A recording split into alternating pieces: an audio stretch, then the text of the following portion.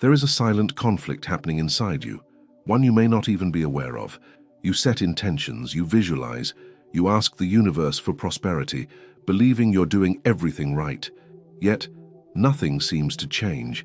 It's as if abundance is always one step away, teasing you, slipping through your fingers the moment you reach for it. Why? The answer is rarely external. It's not about your job, your circumstances, or even your actions. It's about your energy, your emotional frequency, and whether it truly aligns with what you're asking for.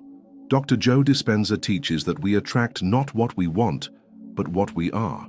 If you carry fear, guilt, shame, or unworthiness deep within, your energetic signature silently broadcasts that to the universe, and no amount of wishing can override the truth of your vibration. Napoleon Hill once said, "Desire backed by faith knows no such word as impossible." But what if your faith is wounded? What if your subconscious doesn't believe you're worthy of receiving? Then your reality reflects not your desire, but your inner conflict. This video is not about adding more techniques. It's about revealing the single hidden force that sabotages your abundance without your awareness. We're going to uncover the invisible emotional patterns that block your flow and explore how to shift them at the root. If you're tired of trying and still not receiving, stay with me. What you're about to hear may finally change everything. The silent power of emotional self-sabotage. Prosperity is not blocked by external forces as often as we believe. It is shaped and filtered through our inner emotional states, which hold the true power over what we create and experience. The most successful people understand that wealth and abundance are not simply the result of hard work or even skill. They are the product of a mind and heart that are in complete alignment. The tragedy is that many of us work tirelessly, yet unconsciously sabotage ourselves through the emotions we refuse to confront. These emotions, though often invisible, create the energy that defines our reality. Self-sabotage rarely feels like sabotage at all. It hides behind perfectionism, procrastination, fear of rejection, and the quiet belief that we are undeserving of success. It whispers, "You're not ready," or "This will fail," and those whispers shape our decisions and outcomes. Joe Dispenza explains that we live 95% of our lives from subconscious programming, meaning our actions are largely driven by patterns we don't even see. These patterns are built on unresolved wounds, experiences of failure, criticism, or scarcity that taught us to doubt ourselves. Without recognizing them, we continue to replay the same story. Imagine trying to plant seeds in soil that has not been prepared. No matter how many seeds you plant or how much you water them, the soil itself cannot nourish growth. Your emotional landscape works in the same way. If it is filled with fear or resentment, no amount of effort will bring lasting prosperity. The soil must be healed. Neuroscience shows that our thoughts and feelings produce measurable electromagnetic signals. When you feel unworthy or anxious, you emit a frequency that conflicts with abundance. Your mind says, "I want success," but your energy says, "I am not enough." This internal contradiction creates resistance, like pushing the accelerator and brake at the same time. No matter how hard you try to move forward, you remain stuck because the energy you project is stronger than the words you speak. The first step to breaking this cycle is awareness. We must become observers of our emotional reactions rather than prisoners of them. When you feel resistance to success, ask yourself where that emotion began. Was it a moment of failure that made you fearful of trying again? Was it criticism that convinced you you're not capable? These wounds are not just memories. They are active programs influencing every decision you make. The key to healing is not to suppress these emotions, but to embrace them with understanding. Carl Jung famously said, "Until you make the unconscious conscious, it will direct your life and you will call it fate." True transformation happens when you shine light on these hidden patterns and release the energy they hold. This process isn't about pretending to be positive or forcing gratitude. It is about aligning the energy within you so that your desires, thoughts, and feelings flow in the same direction. The people who manifest prosperity effortlessly are not simply lucky. They are aligned. Their beliefs, emotions, and actions form a coherent signal that the universe responds to. They have done the inner work to remove the emotional blocks that once kept them trapped in cycles of fear and scarcity. The question is not whether you are capable of this, but whether you are willing to face what lies beneath the surface. When you begin to see your emotional patterns clearly, You no longer sabotage your own path. You begin to act from a place of clarity and wholeness. Prosperity stops feeling like a distant dream and starts becoming a natural extension of who you are. And this is where real change begins. Within the silent power of the emotions, you choose to heal and transform. Your brain repeats scarcity, not because of reality, but because of familiarity. Scarcity does not begin with a lack of money, time, or resources. It begins as a neural loop, a mental pattern that convinces the body and mind that there is never enough, and worse, that there will never be enough. Most people live inside that loop without ever realizing it. They wake up already preparing for disappointment, already bracing for what might go wrong. They are not responding to the present moment, but to a script written long ago. And the brain, designed to ensure survival, continues to run this script on repeat, not because it's true, but because it's familiar. What neuroscience reveals is startling. The brain prefers predictable discomfort over unfamiliar abundance. It would rather repeat an identity rooted in lack than risk the uncertainty of expansion. This is not laziness or weakness. It is protection. If your nervous system has associated safety with control and control with limiting your desires, then any movement toward greater prosperity will feel unsafe, even if it's everything you say you want. The body responds with resistance, anxiety, or fatigue. The mind finds reasons to doubt or delay, and so, even while you dream of abundance, you vibrate scarcity. Joe Dispenza speaks of this as the neurochemical addiction to the past. When you live in the emotional memory of failure, betrayal, or struggle, your body becomes chemically conditioned to expect more of the same. These emotions trigger neural circuits that reinforce the story. This is who I am. This is all I get. This is how life works. And every time you revisit that emotion, consciously or not, you strengthen the circuitry. You think you're manifesting from a place of new intention, but the foundation is old. And it's that foundation that speaks louder than any vision board. Scarcity thinking doesn't only sound like fear, it can also sound rational. It says, be realistic. It says, you failed before. It says, what if you lose everything again? It poses as wisdom, caution, or humility. But in truth, it is fear in disguise, shaped by a brain that confuses repetition with reality. And unless you interrupt the pattern, your future becomes nothing more than a better decorated version of your past. The prefrontal cortex, the part of the brain responsible for planning and decision-making, can only guide you into a new life when it is no longer hijacked by emotional memory. This means creating space between thought and reaction. It means witnessing your fears without surrendering to them. It means understanding that the thoughts telling you to shrink, hide, or delay are not prophetic. They are reflexes. One of the most subtle forms of sabotage is the belief that you must deserve abundance. This belief often stems from early conditioning, being told you had to earn love, prove your worth, or work harder than everyone else to receive even the basics. And so, even as an adult, you carry the emotional imprint of insufficiency. You believe you must struggle for what you want. You associate effort with virtue and ease with danger. Prosperity in this context becomes emotionally threatening because it contradicts your inner map of reality. Breaking this cycle begins with one quiet but revolutionary act: observing the story without becoming it. When a limiting thought arises, this won't work, people like me don't succeed, it's too late. Pause. Not to argue, but to notice. Who taught you that? Whose voice is it? Is that fear yours or something you inherited? Awareness is the first crack in the armor. From there, you can begin to rewrite. Not by declaring what you wish was true, but by slowly teaching your nervous system that a new truth is safe. This happens not in moments of grand change, but in small moments of trust. When you take a step despite the fear. When you choose gratitude instead of worry. When you soften into receiving without guilt. Bruce Lipton's work on epigenetics shows that beliefs, not genes, shape biology.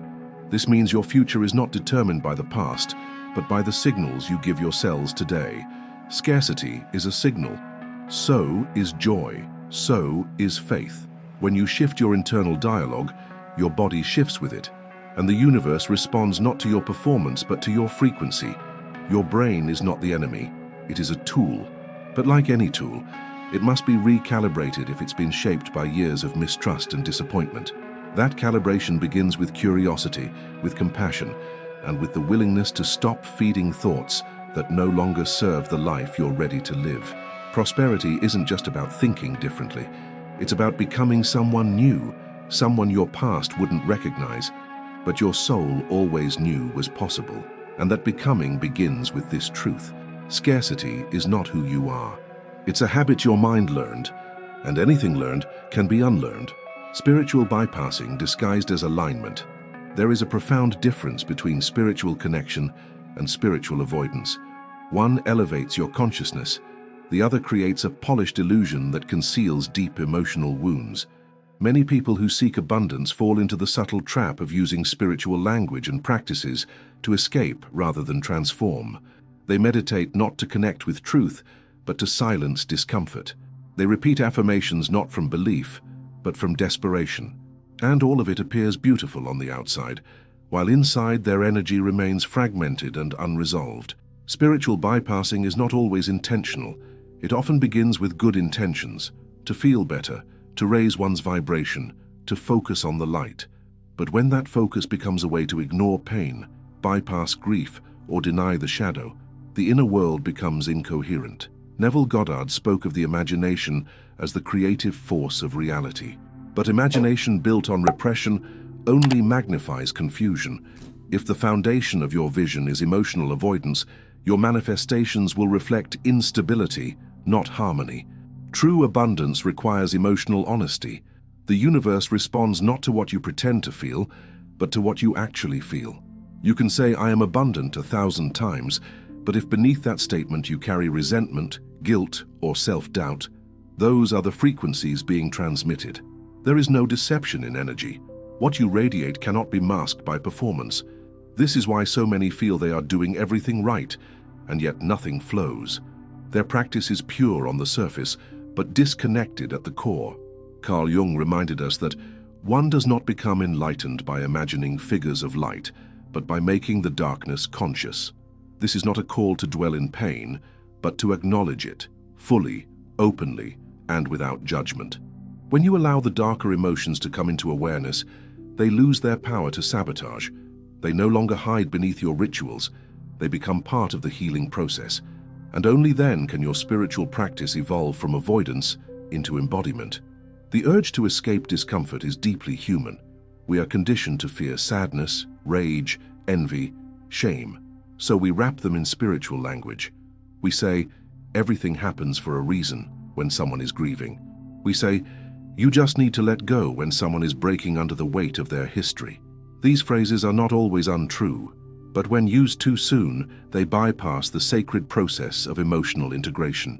Healing is not rushed, nor is alignment. Alignment does not mean always being calm. It does not mean being positive at all costs. It means being whole. And wholeness includes shadow. It includes contradiction. It includes moments of fear, followed by moments of truth. When you allow all parts of yourself to be seen and honored, you create a resonance of authenticity. That authenticity is magnetic. It draws in experiences that match your full, integrated frequency, not just the parts you wish to show. Many who engage in manifestation work believe they must maintain a perfect mental state, free from doubt, sadness, or anger. This belief itself becomes a trap. The pressure to be energetically perfect creates stress, guilt, and inauthenticity. You begin to punish yourself emotionally for being human. And ironically, that very punishment lowers your frequency more than the original emotion ever could. To reconnect with true alignment, you must first release the performance. You must strip away the layers of spiritual identity and return to presence. Sometimes presence is radiant, other times it is raw, but in both states, it is real. And reality, when met with consciousness, is where transformation begins. Greg Braden speaks of the heart's electromagnetic field as the bridge between thought and creation. But that field must be coherent. Coherence arises when your thoughts, emotions, and body speak the same language. If you are thinking abundance but feeling fear, your field becomes chaotic. The signal you emit becomes inconsistent, and the universe cannot respond clearly to contradiction. Your spiritual journey is not a stage show, it is a sanctuary. You are not here to impress the universe. You are here to become one with it. And that requires the courage to feel deeply, even when it's uncomfortable, to look at the part of you that still doubts, still grieves, still longs for safety, to meet that part with compassion, not correction. The moment you stop trying to be spiritual and start being honest, everything changes. You may find that you cry more often, or that you need more silence. You may begin to shed practices that once felt powerful, but now feel performative. This is not regression, it is evolution. It is the movement from concept to embodiment. Spiritual bypassing promises quick elevation, but true alignment offers lasting transformation. One builds castles in the sky, the other builds roots in the earth. And you were never meant to float above your life. You were meant to live fully within it, breathing deeply, loving boldly, and manifesting from the fullness of your being. The illusion of control over divine timing. There is a moment in every spiritual path when the seeker becomes impatient. The rituals have been done, the vision has been held, the affirmations have been spoken, sometimes desperately, and still what was asked for has not arrived. Doubt creeps in like fog, and with it, the restless need to take control. Control over outcomes, control over timing, control over the divine rhythm of life. This is the moment where many lose their way, not because the manifestation is denied, but because their impatience fractures the very alignment they spent so long building. The illusion of control over divine timing is one of the most persistent and painful sources of sabotage. It is rooted in fear, fear that life will forget you, that the universe has abandoned your request, that time is slipping and you are falling behind. But none of this is true. What is true is that your inner child, trained by years of disappointment, still believes that if you don't force life to respond, nothing good will happen. In the nervous system, this shows up as anxiety, restlessness, sleeplessness, a compulsive need to check, plan, redo, analyze. The logical mind kicks into overdrive, constructing timelines, goals, and expectations, then punishing the soul for failing to meet them. You begin to measure your spiritual worth by how fast your desires materialize. But spiritual growth is not linear. It unfolds like nature, seasonal, organic, and often mysterious. Joe Dispenza often teaches that time is not something we chase, it is something we collapse. But collapsing time is not about urgency, it is about coherence. When your inner world matches your vision without resistance, life moves swiftly. But when your vibration is laced with panic, pressure, or despair masked as determination, you delay what you long for. Not because the universe is cruel, but because you are no longer in flow. Trying to manipulate timing is an energetic message that says, I don't trust. And trust is the foundation of all manifestation. Without it, every prayer becomes a performance, every intention becomes a demand. The frequency of need replaces the frequency of knowing, and abundance cannot root itself in urgency. Divine timing is not just a poetic idea, it is the rhythm of alignment.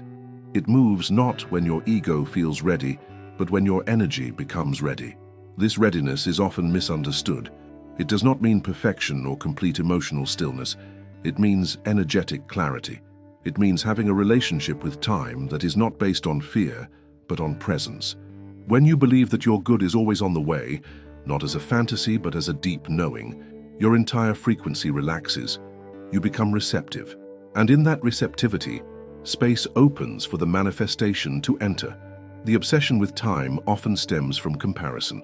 Seeing others manifest more quickly, succeed with less effort, rise while you still wait. But time in the spiritual dimension does not move according to human clocks. There are karmic patterns, soul lessons, and unseen rearrangements taking place. Some things delay not because you are doing it wrong, but because you are being prepared to hold what you asked for. And some things delay because what you asked for is too small, and the universe is crafting something larger. The practice, then, is surrender. Not surrender as giving up, but as expansion, a release of control, not of desire, a deep exhale that says, I trust what I cannot see. This trust is not passive, it is active alignment. It is choosing every day to stay open, to stay in gratitude, even when the results are invisible. It is living as if the manifestation has already been set into motion, which it has, even if your eyes cannot yet witness it. The rhythm of divine timing is echoed in nature. A seed planted in fertile soil will sprout, but not because you yell at it. It grows in silence, under the earth, in rhythms too subtle to track. You water, you nourish, you protect the environment, but you do not force the sprouting. And yet when it comes, it always feels like a miracle. So it is with manifestation. You do not make it happen. You become the field in which it happens. You prepare your frequency, clear the debris, align your mind and heart. You stop trying to outrun the clock and start listening to your soul, because your soul knows that time is not running out. It is unfolding. When you surrender the need to control time, you reclaim your peace. And peace, ironically, is the frequency that speeds things up. In the absence of tension, resistance dissolves. In the presence of trust, manifestation accelerates. This is not a trick. It is a law. The more you relax, the more you receive, the more you push, the more you delay. Your deepest desires are already heard, your vision already seen. The question is not when it will arrive, but whether you will remain open when it does. Because often the manifestation comes not when you are still looking for it, but when you have become the version of yourself who no longer needs to search. Not because you gave up, but because you became. Prosperity begins where resistance ends. Prosperity is not a prize waiting at the end of a flawless journey. It is a frequency, a remembering, a return to what you've always been, beneath the stories, fears, and inherited wounds. You do not manifest abundance by force. You allow it by dissolving what blocks its arrival. And most of those blocks, as we've uncovered, are not found in your actions, but in the subtle emotional currents beneath them. You've now seen that the loudest sabotage is often silent. It hides behind your effort, your rituals, your hope. It thrives in the emotions you've never fully processed, the beliefs you've never questioned, the urgency you've mistaken for commitment. And above all, it hides in the illusion that something outside of you holds the key to what has always lived within you. You were never broken. You were never behind. Your timing has never been wrong, but your energy may have been scattered, your trust fragmented, and your emotional field inconsistent. True manifestation is not about constantly chasing. It's about becoming the space that no longer doubts the arrival. Carl Jung once wrote that, "What you resist not only persists, but will grow in size." And so the path forward is not to resist the doubt, the waiting, or the fear, but to meet it with compassion, to listen to the version of yourself still afraid of expansion and gently guide it back into trust. Prosperity, then, is not something you reach for. It's something you embody. And once embodied, it can no longer be withheld. You are the creator. You are the field. You are the vibration. And you are ready. Not because everything is perfect, but because you have decided to show up whole. So let me ask you one question. What part of you is still pretending to be unworthy of everything your soul already knows it's here to receive? If this message spoke to your heart, subscribe to the channel and join this community of awakening souls. Your transformation is not a destination, it's a remembering. And if you're ready to continue, keep watching the video that just appeared on your screen. It's the next step into everything you were born to claim.